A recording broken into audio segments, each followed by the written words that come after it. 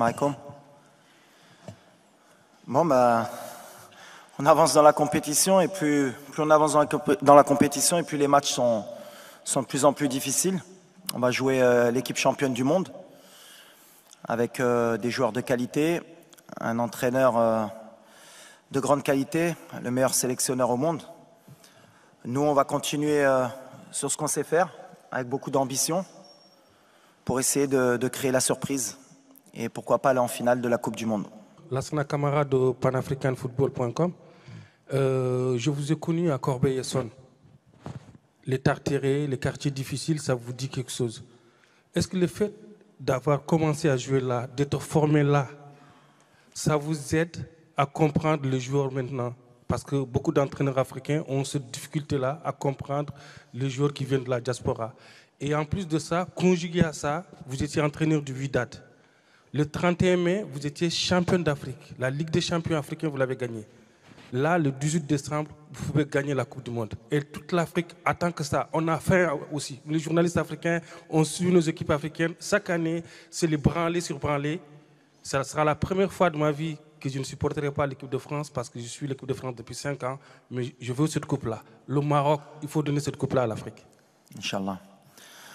Non, écoute, ouais, j'ai grandi à Corbeil, dans les quartiers populaires. Après, j'ai pas envie d'en faire une histoire. Le jeune de banlieue qui réussit, il est parti d'en bas. C'est magnifique l'histoire. J'ai vu, il y a plein qui sont partis dans mon quartier où j'ai grandi il y a 30 ou 40 ans pour faire des storyboarding de regarder, on peut réussir. C'est un truc comme pour... j'ai envie de changer les mentalités. Compétences, qu'on vient de banlieue, qu'on vient de Saint-Germain-en-Laye, t'es bon.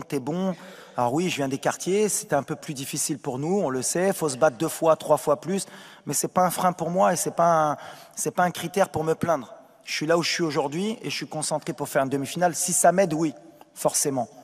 Parce que d'où on vient, on a 2 fois plus faim et comme on s'est battu 2 fois plus, et ben forcément c'est peut-être plus facile à passer ce message-là. Mais ce n'est pas une raison ou une excuse valable pour essayer de créer des histoires. Je suis là avec mes compétences, j'ai passé mes diplômes, j'ai fait 10 ans d'entraîneur avant de prendre la sélection. Je travaille au quotidien, j'essaye d'avoir les meilleurs résultats possibles et j'essaye de montrer le bon exemple. Et si en plus mon parcours, ça peut permettre de faire rêver quelques gamins, que ce soit en banlieue, que ce soit en France ou en Europe, partout dans le monde, mais surtout en Afrique, eh ben, tant mieux. C'est l'objectif aussi, attention, je mens pas. Mais aujourd'hui, je suis en mission. Il est là, le petit, hein? On est en mission ou pas?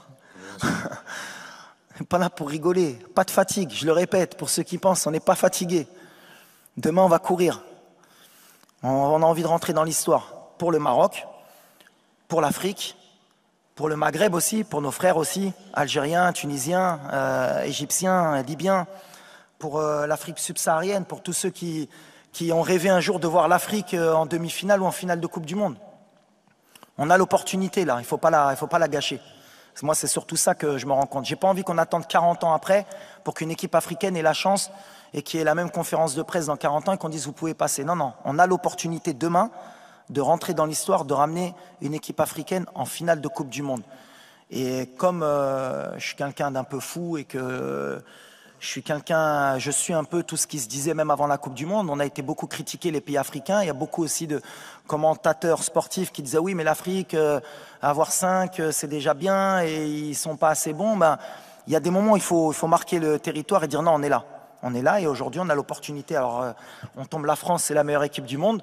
Ça va jouer sur des détails, mais on va essayer de le faire. On va essayer de le faire, Inch'Allah. Nous, on est concentrés sur la demi-finale.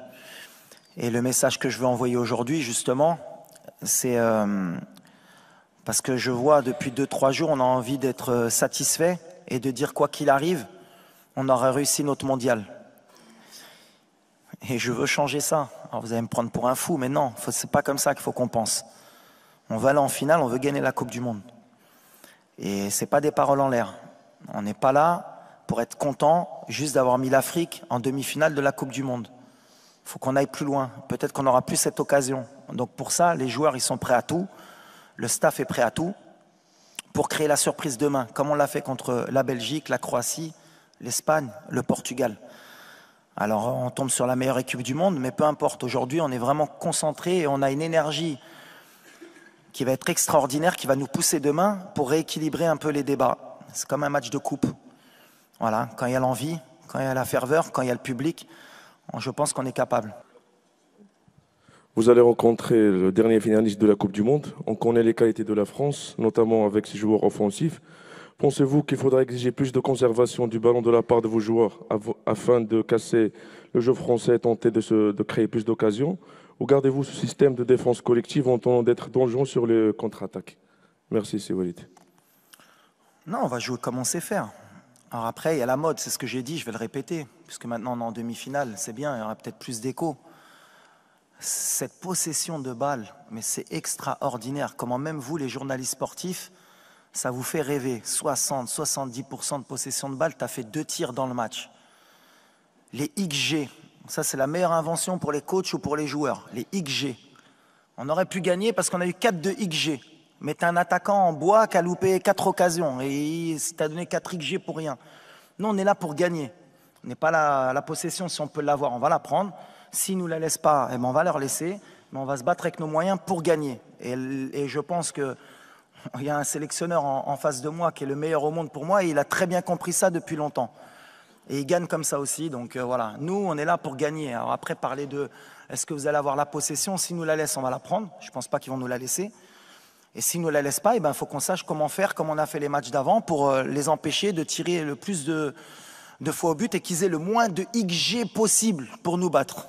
C'est le truc. Mais on y va pour faire un coup et pour gagner.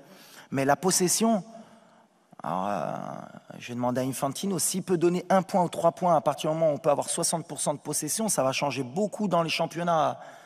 Parce qu'à part City, qui est à chaque fois à 70 de possession, mais la possession, je suis passé par là, moi, la possession.